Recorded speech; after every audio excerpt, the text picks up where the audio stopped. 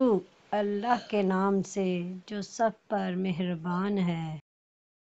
کہ رسول اللہ صلی اللہ علیہ وآلہ وسلم نے فرمایا، میں قیامت کے دن جنت کے دروازے پر آؤں گا اور دروازہ کھلواؤں گا۔ جنت کا دربان پوچھے گا، آپ کون ہیں؟ میں جواب دوں گا، محمد۔ وہ کہے گا، مجھے آپ ہی کے بارے میں حکم ملا تھا کہ آپ سے پہلے کسی کے لیے دروازہ نہ کھولوں۔ صحیح مسلم۔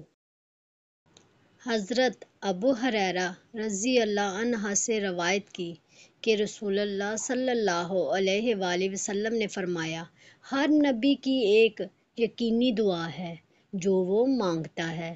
میں چاہتا ہوں کہ میں اپنی دعا کو قیامت کے دن اپنی امت کی سفارش کے لیے محفوظ رکھوں۔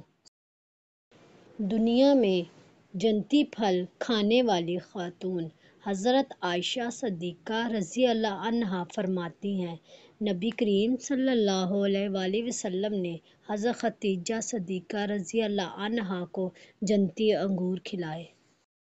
اللہ تعالی ہمیں حدیث مبارکہ پر عمل کرنے اور اپنی زندگیوں کو سنوارنے کی توفیق عطا فرمائے، آمین۔